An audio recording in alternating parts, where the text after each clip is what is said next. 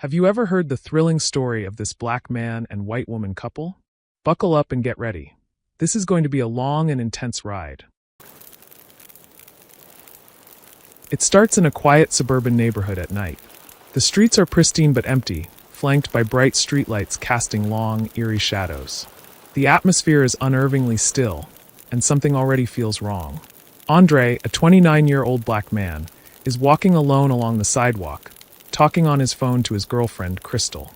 They're laughing and joking as Andre complains about the confusing street names in this suburban labyrinth. He jokes about being out here like a sore thumb. As Andre chats, he starts keeping a sharp eye behind him. He laughs nervously, but his body language says he is uneasy. He knows he doesn't belong here. Out of nowhere, a cream-colored vintage Porsche moves past him, its tinted windows hiding the driver. The car seems out of place in the quiet suburban darkness. A moment later, it stops. Andre hesitates. He turns around and notices that the car is now slowly trailing him. The unease grows.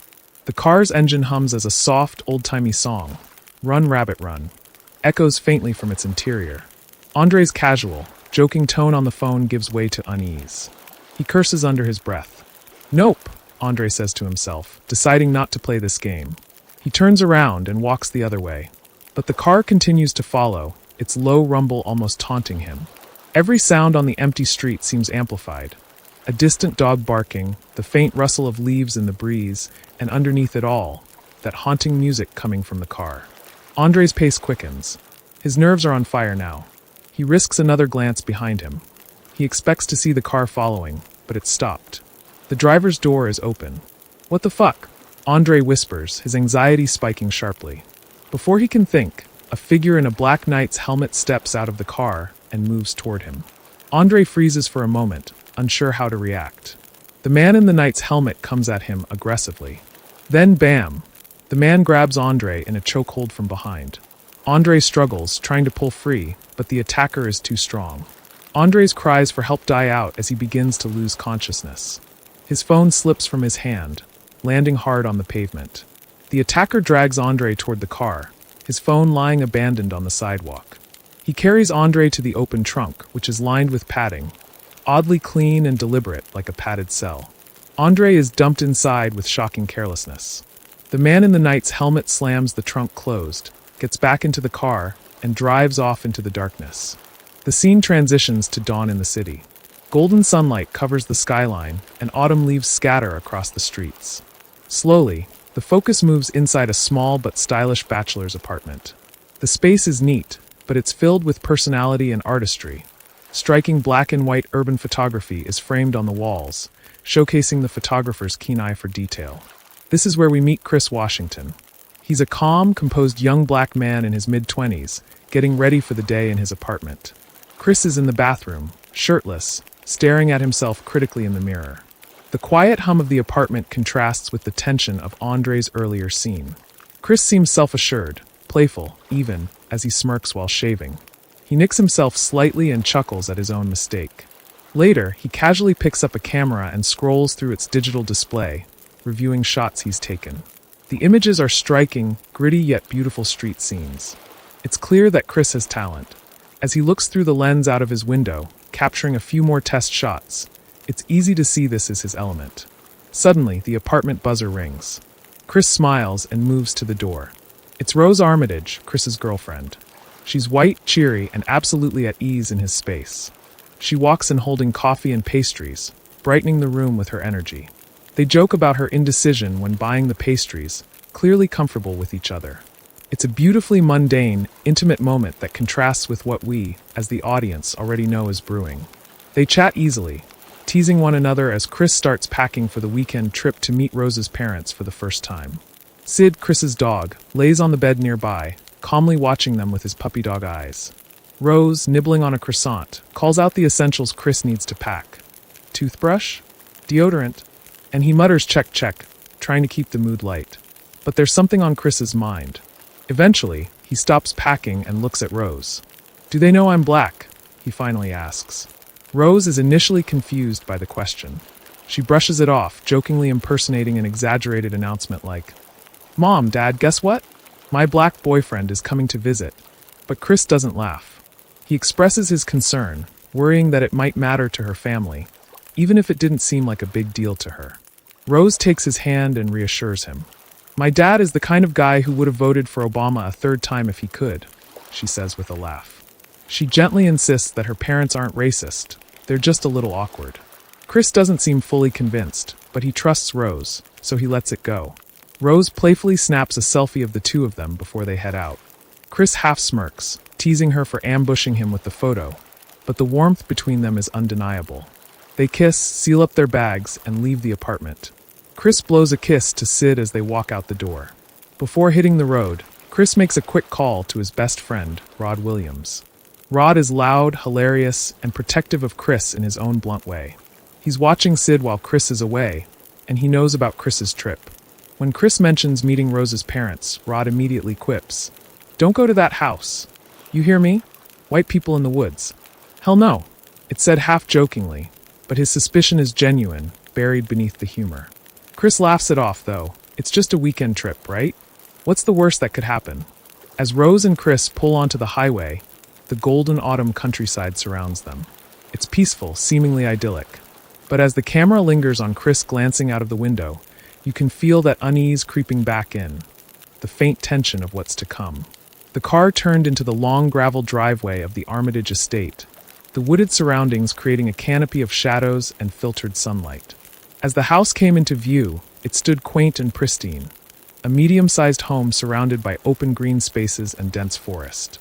The property felt quiet, almost unnaturally so, as though the house existed in isolation from the world. No other homes dotted the area, just miles of wilderness around them like a barrier. In the front yard, a man was trimming hedges. He looked to be the groundskeeper, tall, broad-shouldered, and dressed functionally for labor, wearing a wide-brimmed hat to shield himself from the sun. His movements were deliberate, almost mechanical, as he cut the bushes into perfect shapes without breaking rhythm. Chris noticed immediately how the man's posture was stoic, his expression blank. Something about him seemed off. He watched silently as Rose waved cheerfully at the man, who straightened up stiffly, acknowledged her with a reserved wave, then immediately returned to his work. The two parked and approached the front door, their small suitcases in hand. Chris glanced over his shoulder once, catching another glimpse of the groundskeeper's methodical movements, his eyes shadowed by the brim of his hat. It was hard to explain, but there was something unsettling about the man's presence, as if he were always being watched. The front door swung open, and Rose's parents stepped outside to greet them, Dean and Missy Armitage. They were polite, expressive, and warm, but their energy was overwhelming. It was the kind of warmth that felt overly practiced, overly rehearsed. Dean, in particular, was loud and jovial, throwing his arms wide for a hug as soon as Chris approached. His words radiated enthusiasm, but every movement was measured too perfectly, always too precise. A man trying too hard to appear casual and relatable. Missy exuded a calmer energy. She stood poised, composed, with sharp eyes that seemed to notice everything about Chris in a single glance. Even when offering pleasantries, her presence held an undercurrent of precision, as though she weren't simply greeting him, but studying him, observing every detail about his appearance and demeanor. She maintained a thin, polite smile, but Chris felt her scrutiny as though she were cutting straight through his skin. The house itself was cozy but curated. Every corner of the foyer held some piece of art, world decor, or a framed family photo, giving the place the appearance of meticulousness disguised as warmth. Chris took this in silently as Missy led them further inside, allowing Dean to gesture toward various parts of the home proudly, narrating their significance. Rose trailed behind them, already embarrassed by her father's performative energy. Chris's gaze drifted to framed photographs on the walls. Most showed the family in earlier years. Dean and Missy smiled younger in one photo, flanked by two children, a small boy and a girl who looked like a young version of Rose. In the center of one image stood two elderly figures, clearly Dean's parents. Their expressions were gentle but distant, posed and formal. They moved into the kitchen briefly, their movements seamlessly flowing into Dean's tour. A faint sense of timelessness radiated from the space, highlighted by the warm wooden tones of the cabinets and the faint smell of polish. A woman, softly humming under her breath, stood at the kitchen island cleaning. She was dressed neatly, her apron spotless, her hair styled elegantly. Missy introduced her as Georgina, the family's maid. Chris murmured a polite acknowledgement, but Georgina's expression barely wavered. She smiled too broadly, as though holding tension just beneath her face, her teeth slightly clenched. Her movements were slow but unnervingly smooth. The way her sponge moved across the counter felt too deliberate. When Georgina finally glanced toward Chris, her gaze lingered just a second too long, her eyes glassy and focused.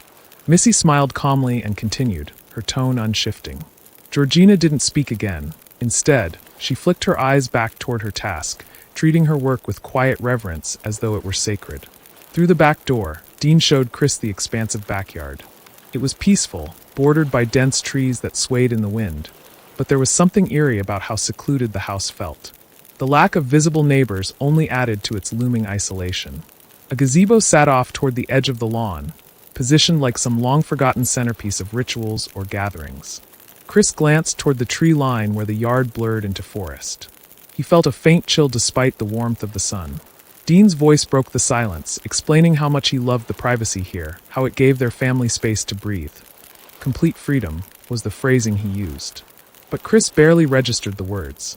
His attention fell further out toward the lawn where the groundskeeper, Walter, now worked nearby, furrowing his brow in thought as he prepared the lawn mower. Again, Walter moved with precision, too focused, too methodical. For a moment, his gaze drifted up, and his blank eyes met Chris's from across the field. The moment was fleeting. Walter quickly returned to his task, but it left an odd uneasiness swirling in Chris's gut. Dean eventually acknowledged Walter with a slight, throwaway remark, explaining how the groundskeeper had been with the family for years.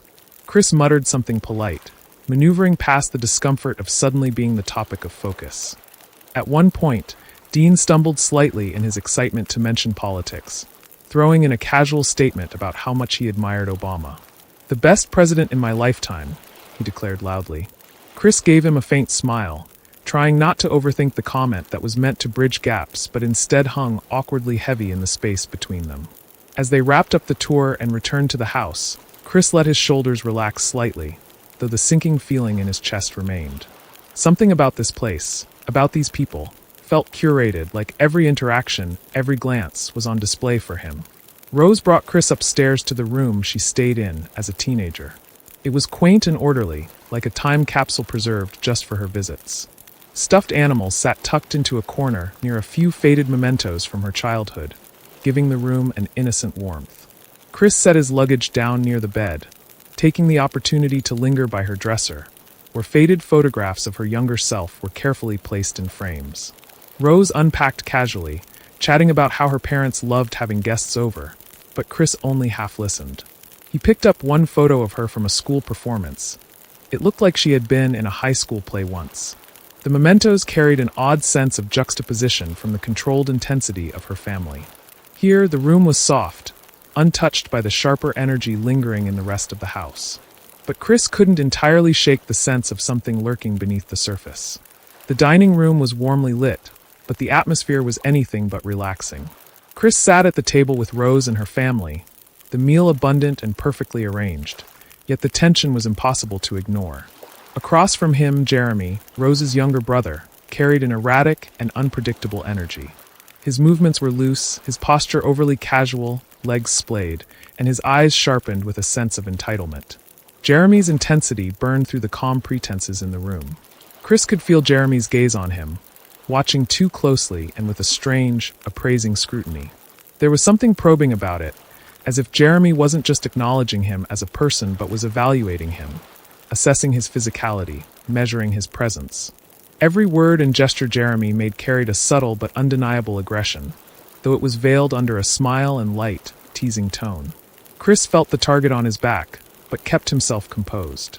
As the conversation droned on, Jeremy grew more boisterous.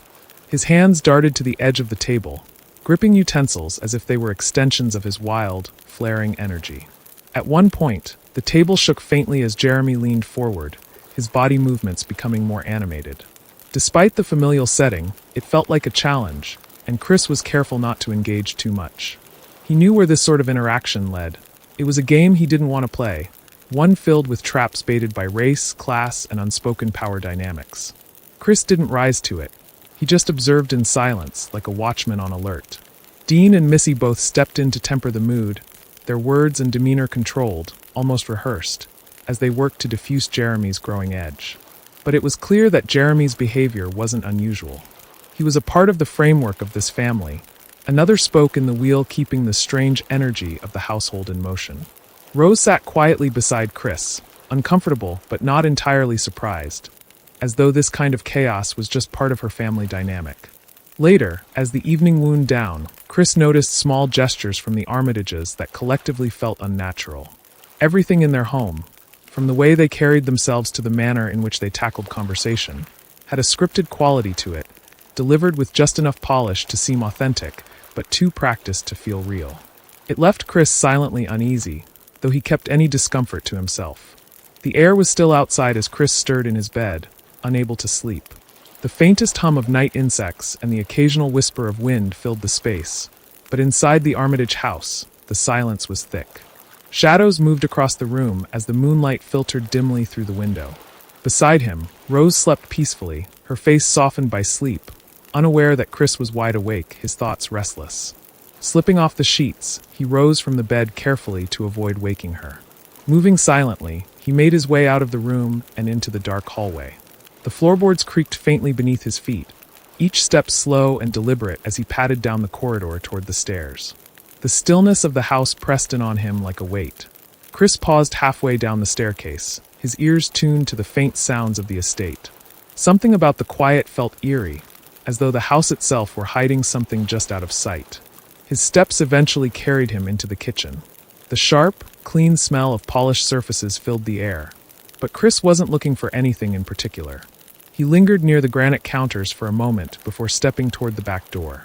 Outside, the yard stretched out like a shadowy void, the trees swaying faintly in the night breeze. Chris pulled a cigarette from his pocket. As he lit it, the small flicker of the flame illuminated his face briefly before being snuffed out by the darkness again. He exhaled, staring past the backyard lawn and into the vast blackness beyond. Suddenly, a motion. Chris squinted. At the far edge of the lawn, something moved. His heart leapt briefly in his chest as his eyes locked onto a figure.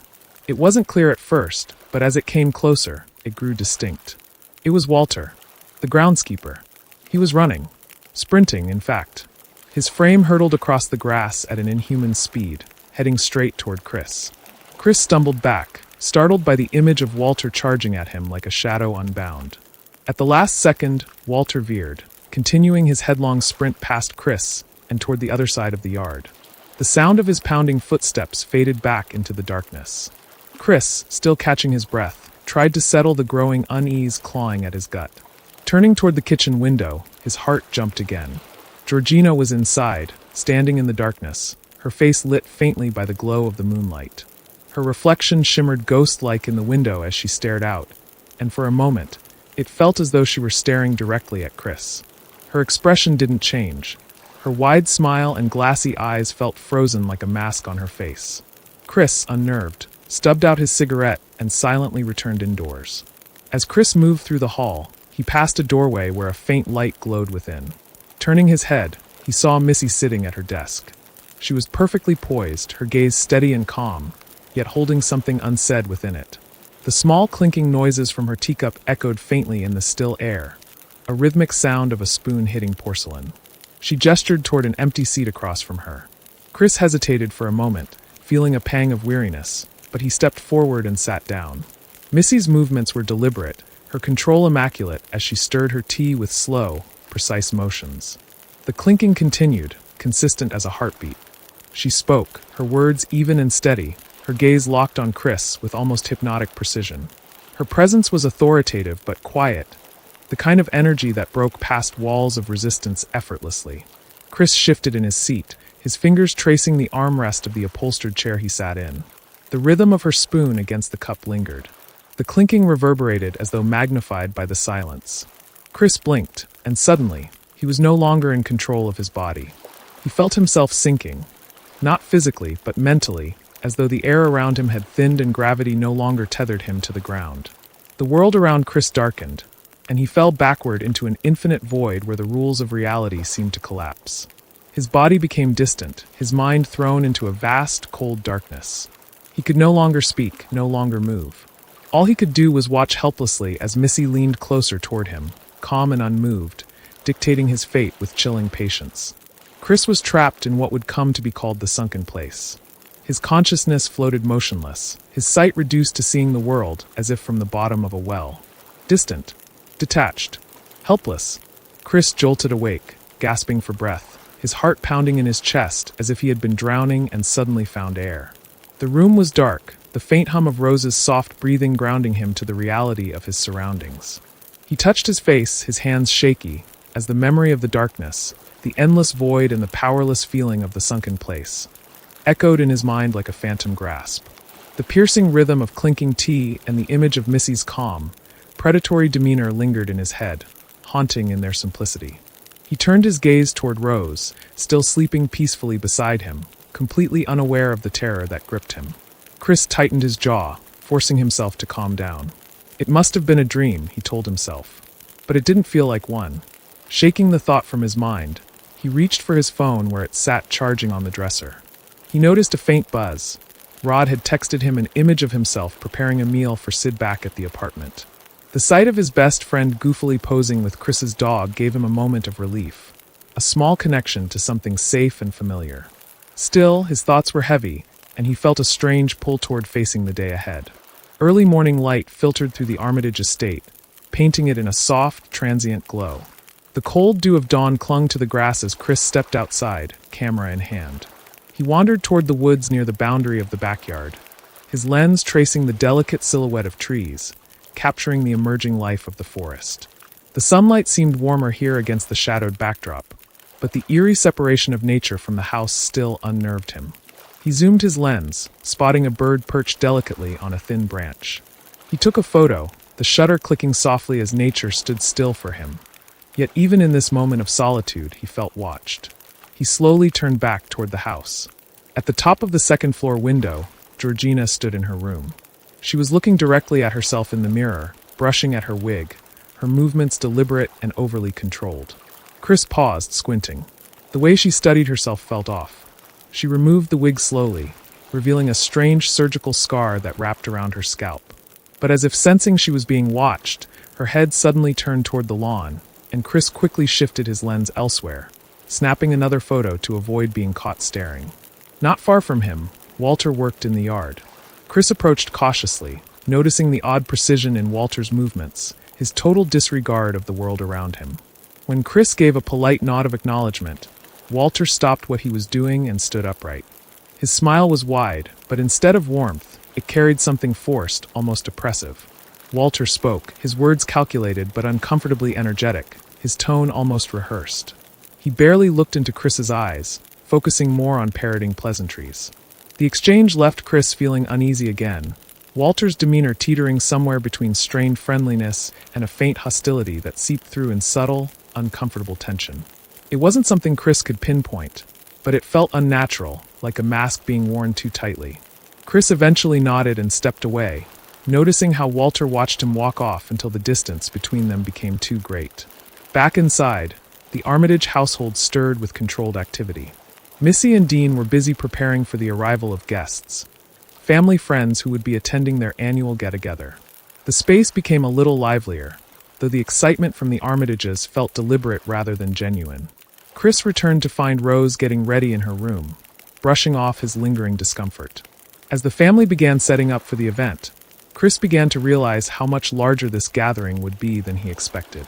Cars approached steadily throughout the day, pulling up the long gravel driveway like a line of ants, each one sleek and modern.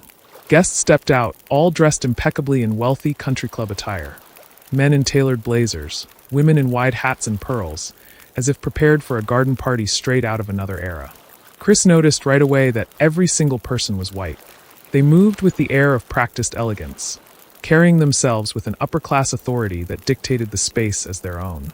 Their voices rose in lively chatter, overlapping as they greeted Missy and Dean warmly before greeting Chris with polite curiosity. As the guests milled about, Chris felt their eyes on him, watching, observing. He couldn't tell whether it was genuine interest, judgment, or a combination of the two, but there was no mistaking that they were intrigued by his presence. The way their glances lingered just a second too long made his skin crawl. Even their attempts to engage him in casual conversation never flowed naturally. Their compliments often revolved around his physical build, his appearance, and his strength in ways that felt overly forward and objectifying. The garden party swelled into full motion. Guests scattered in groups, some sipping wine under the shade of umbrellas while others played games in the yard, bocce ball, badminton, and horseshoes. Georgina moved between guests with perfect composure, carrying trays of drinks.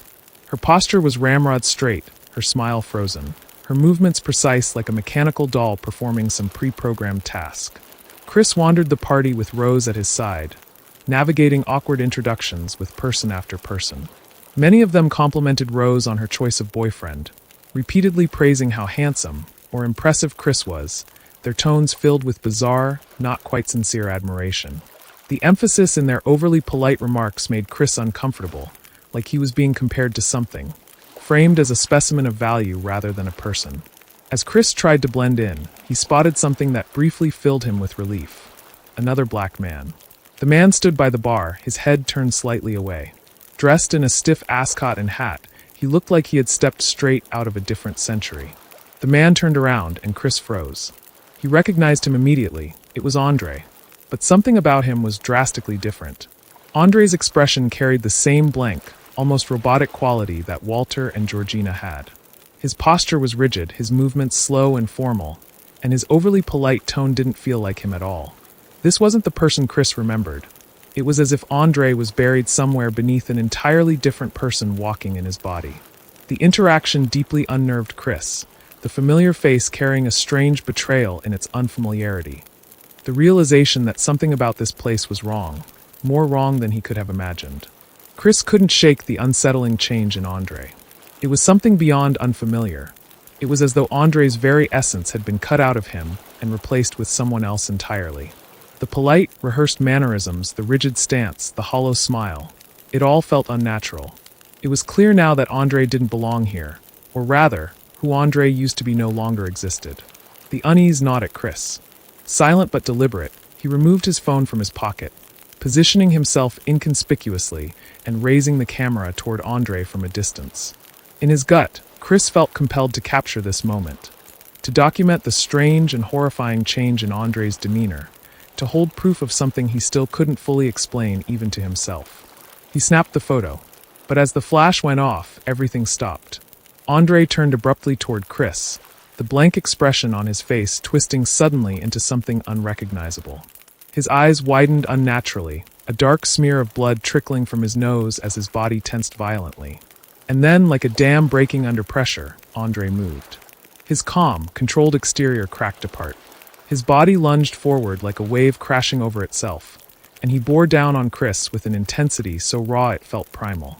His mouth opened, and from deep within him came a high, raw scream. A single command repeated with unrelenting terror: "Get out! Get out! Get out!" His voice was shrill, pained, broken. Each word erupted in a crescendo of raw desperation. Chris stumbled back, his heart pounding. But before Andre could reach him, others had moved faster. The guests sprung into action, grabbing Andre, restraining him, and pulling him forcibly from the scene. Despite his efforts to fight back, Andre's cries of warning echoed hopelessly into the air as he was dragged away. His desperate voice faded into the house, leaving only silence behind. For a moment, nobody moved. The guests, frozen in their spots, watched Chris with a mixture of polite concern and quiet curiosity. The tension was palpable, a suffocating weight that hung over the space before one of them finally gestured vaguely toward the house in an attempt to reassure everyone. Inside the Armitage living room, the mood shifted into one of calculated calm. Dean softly explained to the guests as though reading from a manual, his words sounding clinical, rehearsed, like an excuse given on autopilot. The incident, he claimed, was nothing more than a seizure, a neurological short circuit that had caused Andre's outburst. A harmless anomaly. Andre, meanwhile, stood quietly beside Philomena, his body once again stiff, his stare vacant. He spoke apologetically, a placid calm returned to his voice, devoid of the desperate cries that had erupted from him mere moments earlier. It was as though the man who screamed "Get out" had been wiped clean, erased the second his outburst ended. Chris sat silently in the corner of the room, feigning composure but struggling to process everything. That wasn't a seizure, his thoughts screamed at him. I know what I saw. I know what I heard. But then the clues began falling into place. The man standing in front of him in the dining room wasn't the Andre he knew. Something had changed him from the inside, stripped him of who he was and replaced him with something mechanical, lifeless, controlled. Chris's mind raced as he gazed at the Armitages. They were calm. Dean, Missy, Jeremy, and even Rose sat quietly as though they'd been rehearsing this moment for years. The coordinated nature of the family's demeanor left Chris even more suspicious. It wasn't shock or confusion, it was practiced familiarity. Unable to sit in their home any longer, Chris pulled Rose aside and led her away from all the polite chaos. Out into the woods, he could finally breathe again. The air was cooler, quieter, and less oppressive, and yet the weight of what he'd just witnessed followed him. The two walked toward the edge of the lake. The water rippled faintly, cutting through the stillness around them, and the trees swayed softly. Chris's steps felt heavier the closer they got to the shoreline. He couldn't keep the unease out of his stomach. For the first time, he began questioning Rose, not just who she was, but what kind of people she had brought him to meet. Chris kept pacing, his shoulders tense. He didn't know how to explain what he was feeling, but everything around him had shifted. The family, the house, the guests, Andre. All of it was closing in now, suffocating under the weight of something he couldn't define but knew was wrong. He glanced back toward Rose, whose concerned eyes followed him. But Chris knew this wasn't enough anymore. He wanted to go home. While Rose and Chris lingered by the lake, the gathering at the Armitage estate returned to its strange rhythm. Out in the back garden, the guests had congregated again, their movements oddly synchronized. The light shifted toward dusk, bathing the pavilion in an amber glow as the guests all turned their attention toward Dean.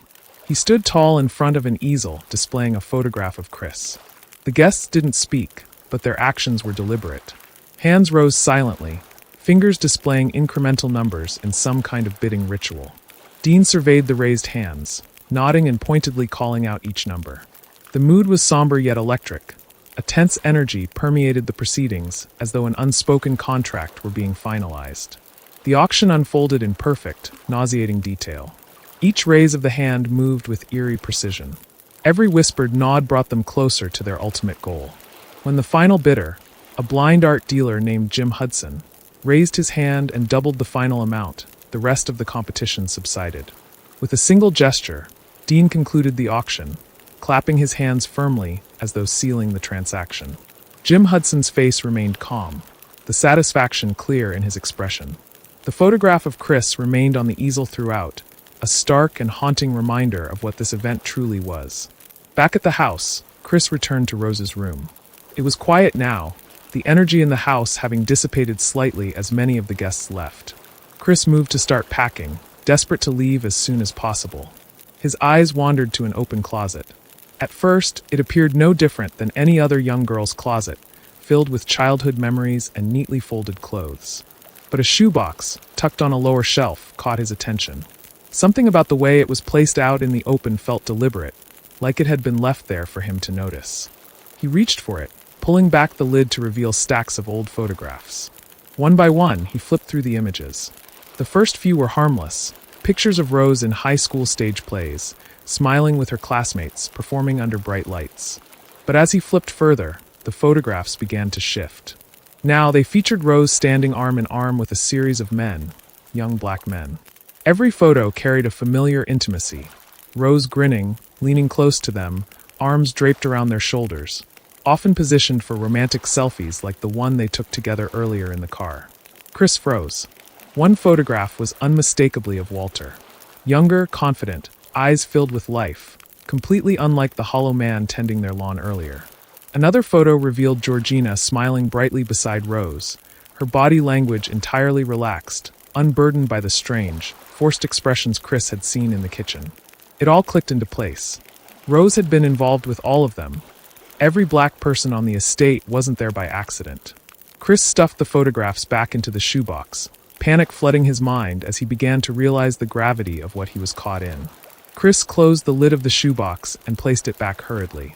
His movements were heavy and erratic now, his breath hitching as the panic spiraled. He scanned the room quickly, his eyes darting toward Rose's brightly colored belongings. Clothes, framed mementos, little trinkets cluttered on her nightstand. Every part of the room seemed warped in meaning now, no longer innocent or endearing, but instead feeling bladed, sharpened by duplicity. Everything about Rose, The way she had brought him here, the connection she had made with him, suddenly felt like a setup. This wasn't coincidence. It was deliberate. Keeping his panic in check, Chris grabbed his bag. He needed to leave.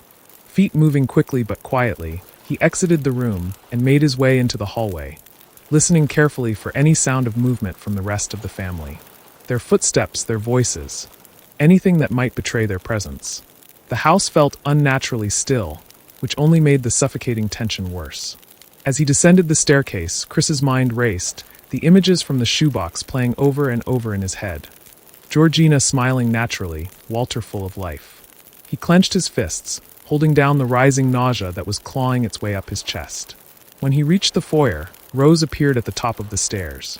For a fleeting moment, the sight of her was disorienting. Her expression was kind, even concerned, her movements casual as she descended the staircase toward him. Her familiar presence nearly overriding everything else, nearly. But Chris couldn't unsee what he now knew. The photographs hovered in his mind like a veil pulled away, too late now to pretend it wasn't there. Fighting every instinct to run, Chris masked his panic with calm efficiency as he motioned toward the door. He needed her cooperation for just a moment longer. But as Rose hesitated, fumbling through her bag casually, searching for the keys to the car, Chris's stomach twisted. She delayed a second too long. Every second ticked by like a clock winding down until the inevitable. He was running out of time. Behind him, footsteps reverberated softly along the wooden floor. Dean was there, standing by the doorway leading to his study. Off to the side, Missy emerged slowly into the space, lingering on the edges of the room with her calm, calculating presence. Jeremy was further back, leaning casually against a wall, his stance loose and predatory as he fiddled with his phone. From all sides, the family surrounded Chris, closing in just slowly enough to heighten the tension. The illusion of mounting pressure tightened like a slow vice. The air in the foyer broke as Chris turned toward Rose with urgency in his expression. She froze for a moment, still standing by the staircase before finally raising her hands, palms outward, her brow furrowed as if in confusion. And then her expression shifted. Slowly, her mask fell away. The wide blue of her eyes turned stone cold, her movements growing rigid with pointed precision. She produced the keys, but instead of handing them over, she held them tightly in her palm. Chris realized the truth too late. There would be no leaving. Rose had no intention of helping him. She had played the part perfectly, carried the illusion flawlessly, but now it was over. Chris's stomach sank. The Armitage family pounced. Chris turned sharply, attempting to bolt toward the front door, his last chance to run. But Jeremy sprung into motion like a predator, cutting him off before he could get far. Chris fought back, bursting with desperation, his physicality instinctive and powerful. It was no use, though. Missy's sharp composure came to the forefront as she held up her teacup, smooth porcelain against her fingertips, and scraped the edge of her silver spoon against the rim. Clink, clink. The noise instantly traveled through Chris like a shockwave, and his fight dissolved mid-swing. His entire body seized, locking in place against the force of her command. His vision blurred as that dark, ever-consuming void began to swallow the edges of his reality. Chris dropped, not figuratively but fully in his mind. He fell once more into the sunken place. His body lay limp in the foyer, his consciousness plummeting through endless blackness. He could see now only through a narrowing pinhole, watching as the edges darkened and the world above slipped further out of reach. His screams didn't matter here. The physical world had no power over the sunken place, only silence and helplessness. Above, the Armitages stared down at his now paralyzed body, and the coordination of their movements revealed the truth of their intent.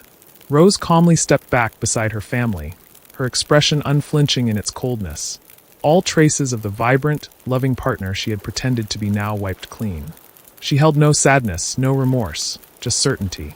Chris's voice echoed faintly through the silence of the sunken place, but it wasn't enough to stop them.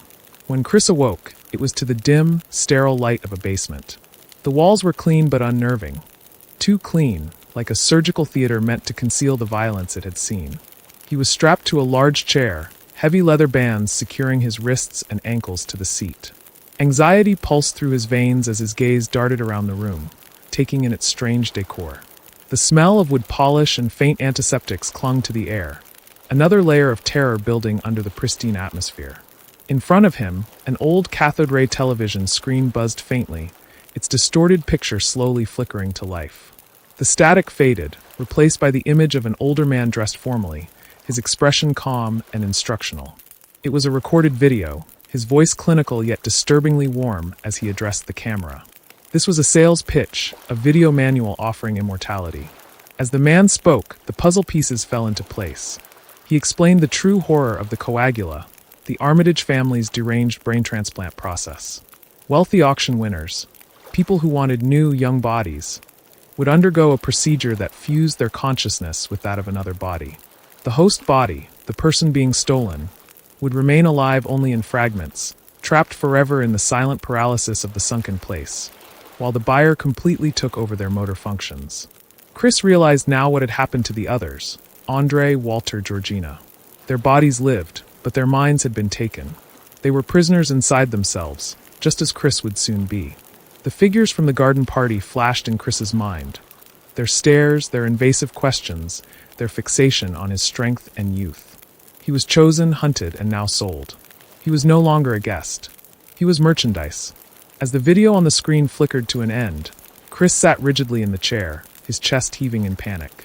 The leather straps around his wrists and ankles dug into his skin, holding him firmly in place. The sterile brightness of the room, combined with the ominous silence, amplified the terror tightening in his chest. He knew what was coming. He wasn't just a prisoner here. He was being prepared, prepped like cattle for slaughter. His body would soon no longer be his own. His eyes darted around the room, searching for anything that could help him. He spotted a mounted deer head on the opposite wall, its glassy, lifeless eyes staring back at him.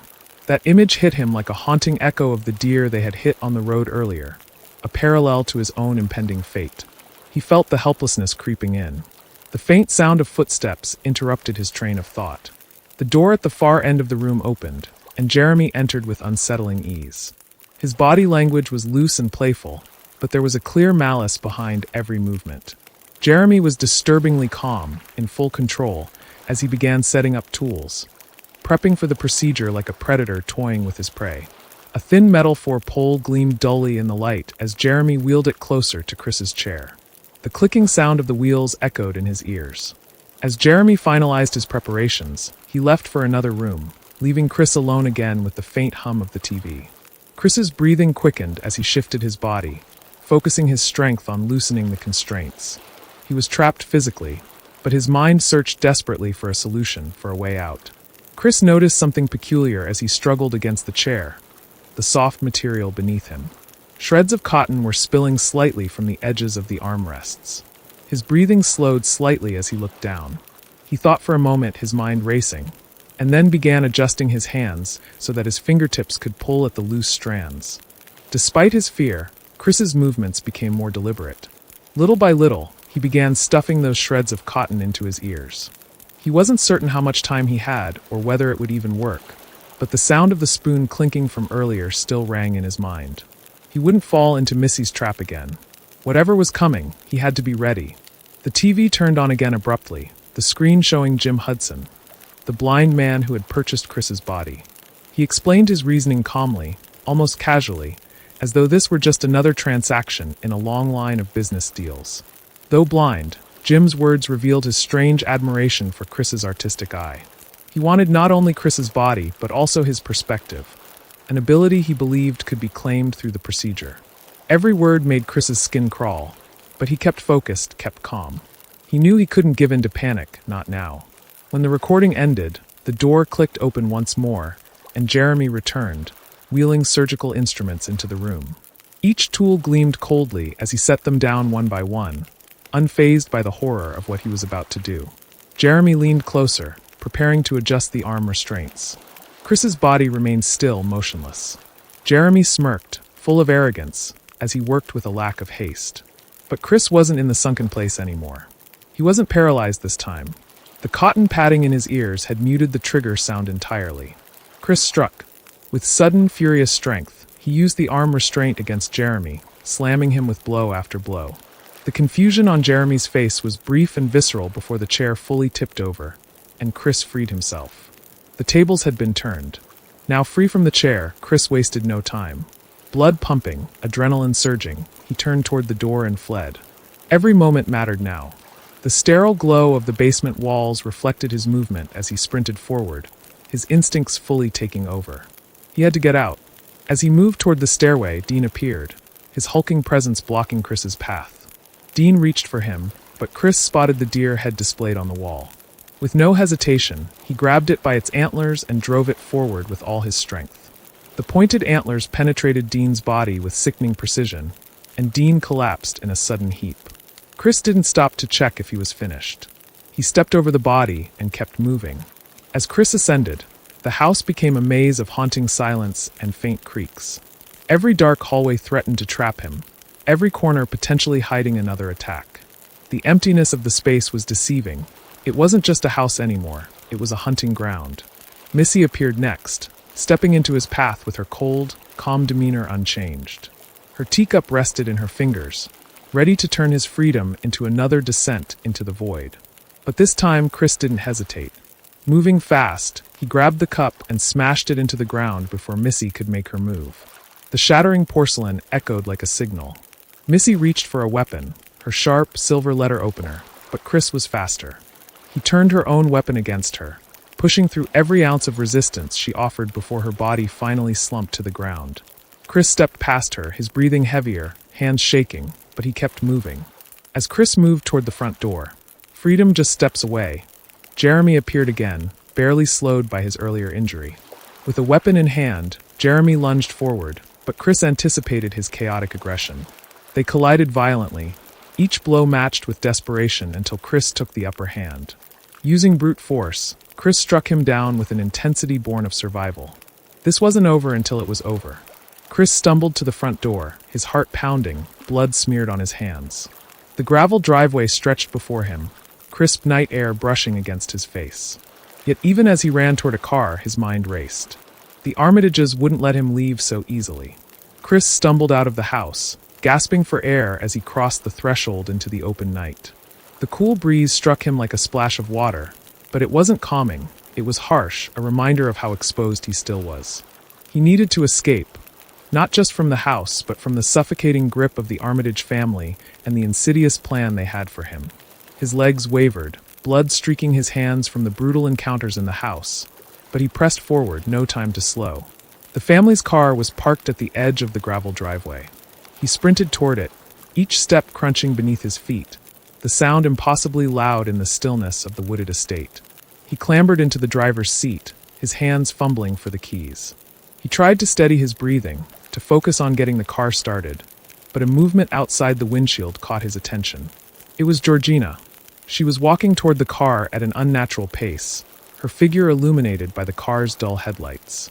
Her face was eerily blank, her posture unnervingly stiff, yet she advanced with a purpose. For a moment, Chris froze, unsure whether to stay or accelerate past her. He knew what she was, another victim of the Armitage's terrifying process, her mind replaced, her body no longer her own. But now she was part of their machinery, programmed to stop him. The thought didn't stop him. He slammed down on the gas, the engine roaring as the car burst forward. The tires kicked gravel behind him as the car jolted down the driveway. Chris's focus narrowed to the road ahead, until the thud. The body of Georgina struck the windshield before falling heavily to the ground. Chris slammed the brakes, skidding the car to a halt.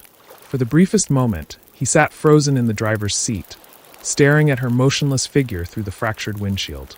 The sight clawed at something deep inside him. No matter what had been done to her, he couldn't leave another person behind. Bracing himself, he opened the car door and stepped out. The night air settled around him, every sound amplified by the stillness, the faint rustling of leaves, the distant hum of insects. His footsteps were hesitant, uneven, as he approached Georgina where she lay sprawled on the gravel. He crouched down, carefully lifting her limp body and carrying her toward the car. As he placed her in the passenger seat, her expression remained vacant, her breathing shallow. Something in Chris's gut instinctively told him this was a mistake, but his sense of morality pulled at him. She was as much a victim as anyone else. Chris climbed back into the driver's seat, hands gripping the wheel tightly, heart pounding as he prepared to accelerate. But as the engine roared, a movement to his right made him turn. Georgina's face twisted, and a sudden burst of frantic motion overtook her. She lunged toward Chris, clawing at him wildly. Her blank expression cracked into a manic ferocity, her hands tearing at his face and neck, her screams guttural and frightening. A voice that didn't belong to her and carried the weight of something deeper, something buried. The car veered violently as Chris tried to fend her off, his focus on the road slipping as her assault escalated. The car careened off the driveway, slamming into a tree at the edge of the woods. The force of the impact jolted both bodies violently, and Georgina was thrown forward by the sudden crash. Her head struck the dashboard with a sickening sound, and her body slumped lifelessly into the seat. Chris groaned in pain, his head throbbing from the collision, but he couldn't afford to stop. Survival was his singular focus now. As Chris staggered out of the wrecked car, the sound of distant footsteps snapped his attention back toward the house. Emerging from the doorway was Rose, stepping onto the porch. Her calm composure was now replaced by something colder, more calculated. She carried a rifle in her hands, its presence stark and terrifying in the quiet night. From her vantage point atop the porch, she could see everything, her gaze focusing sharply on Chris at the wreckage. Behind her followed Walter, the groundskeeper, moving with an unnatural speed and determination. He didn't speak, didn't hesitate. Rose gestured toward Chris, and Walter took off at a full sprint, closing the distance with horrifying precision. Chris turned, adrenaline surging through his exhausted body once again, forcing his legs to move. He ran toward the woods, stumbling over roots and uneven ground, the rifle's echoing report shattering the night. The shot narrowly missed him, wood splintering violently against a tree. Behind him, he could hear Walter spiraling closer, gaining ground. Chris spun around just as Walter reached him, both bodies colliding heavily. Walter's strength was terrifying, his movements fast and efficient, but Chris fought back with everything he had left. His hand landed on his phone in his pocket, the final remnants of control he still had over his own life. As Walter leaned in for the kill, Chris activated the phone's flash mode and aimed it squarely into Walter's face. The burst of bright light exploded across Walter's eyes, and he froze. For the first time, the rigid, controlled features of his face cracked. Something real, something deeply human, surfaced in his expression. His body trembled, his free will fighting against the imposed control. For the briefest moment, Chris saw who Walter once was. Without hesitation, Walter turned toward Rose, the rifle still clutched in her hands as she shouted toward him. He moved swiftly, shifting his allegiance in an instant. The rifle rose in his hands and fired. Rose screamed as the shot struck her, sending her tumbling to the ground. Walter, his anguish surfacing visibly now, turned the gun on himself without a second's pause. He fell lifelessly to the ground as the echo of the gunshot faded. Chris approached Rose cautiously, her body sprawled on the lawn, her face contorted in pain but still laced with defiance. Even now, as blood seeped from her wound, her eyes carried traces of venom, an entitlement that refused to die. She reached weakly for the rifle, her trembling fingers stretching toward it, but Chris kicked it far out of her reach. As he stood over her, something shifted in him. He felt the weight of everything, the terror, the loss, the rage, and yet he couldn't bring himself to finish it. The faint sound of an approaching car broke the scene. Rose's gaze shifted, and Chris turned to see the vehicle slowing, its red and blue lights cutting through the night. The car wasn't police, it was Rod. Chris collapsed into relief as his friend stepped from the vehicle, his brash presence immediately grounding the chaotic scene in reality. Without a word, Rod urged Chris toward the car. They left the estate behind, its darkness shrinking in the rearview mirror as the night opened wide before them. Chris sat silently in the passenger's seat, his shoulders heavy with exhaustion, his eyes distant. Rod didn't say much, but his presence was enough. For the first time in what felt like forever, Chris exhaled, letting the distant hum of the road's asphalt bring him back to himself. But the scars of what happened would remain forever. This story was written by Jordan Peele and won the Oscar for Best Original Screenplay. What do you think of this story? Drop your comment below.